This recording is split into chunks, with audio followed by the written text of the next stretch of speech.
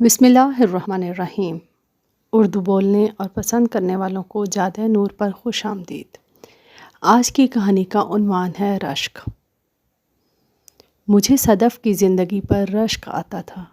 ہمیشہ کی طرح وہ آج بھی ہمارے گھر آئی تو بہترین کپڑے، اچھے جوتے اور میک اپ سے سجی تھی۔ خوبصورت تو وہ تھی ہی، اس کا اخلاق اور زبان اسے اور بھی حسین بناتے تھے۔ صدف میری پھپھو کی بیٹی تھی۔ پھپھو کو ہم لوگ ایک آنکھ نہ بھاتے تھے، جبکہ وہ صدف کو ہم سے ملنے سے منع کرتی تھی، مگر صدف پھر بھی ہمارے گھر آ جاتی تھی۔ پھپھو کی شادی لندن میں ہوئی تھی۔ 2 سال بعد وہ پاکستان آتی تھی۔ ہمارے علاوہ سبھی رشتہ داروں کے گھر رہتی تھی، کیونکہ باقی سب رشتہ دار کھاتے پیتے لوگ تھے، جبکہ ہمارا گھر ٹوٹا پھوٹا تھا۔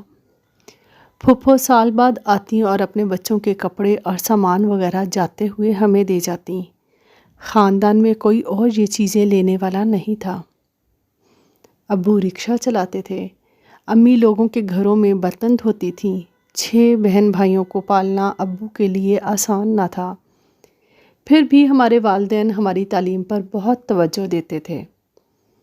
صدف میں غرور نام کی کوئی چیز نہیں تھی، جبکہ وہ اپنے گھر کی بریانی اور قورمہ چھوڑ کر ہمارے ساتھ چٹنی، اچار اور روٹی کھا لیتی تھی۔ ہم بہنوں نے کبھی بھی اس سے جلن محسوس نہ کی، اس کی زندگی پر رشک ضرور کرتی تھیں۔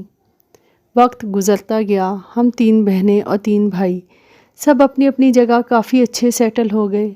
ہم محلے میں پڑھی لکھی فیملی کے نام سے مشہور تھے۔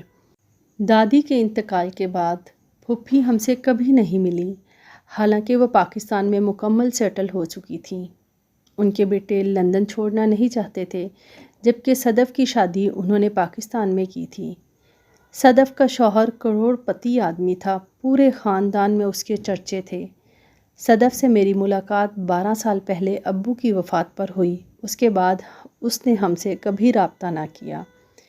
آج ہمارے پاس دنیا کی ہر چیز ہے، ہر رشتہ دار ہم سے ملنے کی خواہش رکھتا ہے، کیونکہ ہم پڑھ لکھ کر خود اپنے پاؤں پر کھڑے ہو گئے ہیں۔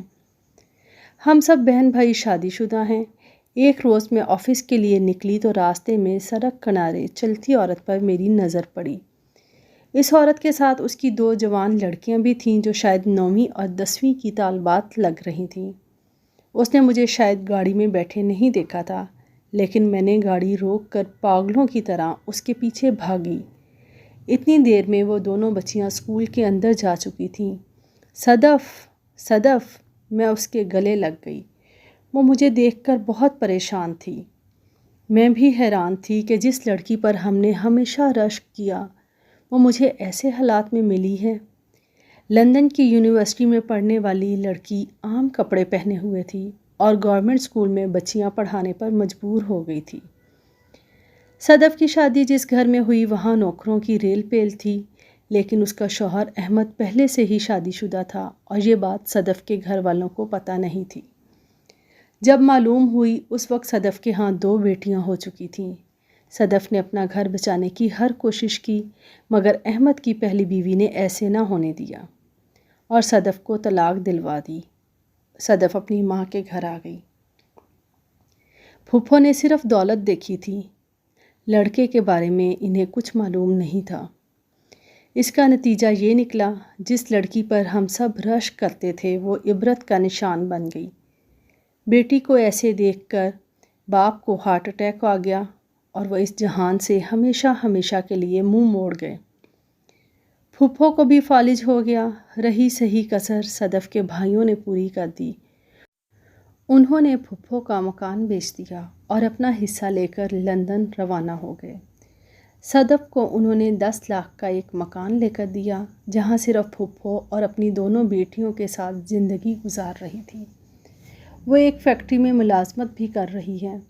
میں پھپھو سے یوں تو سالوں بعد ملی۔ وہ بالکل سیدھی لیٹی تھی، صرف اشارے سے بات سمجھا سکتی تھی۔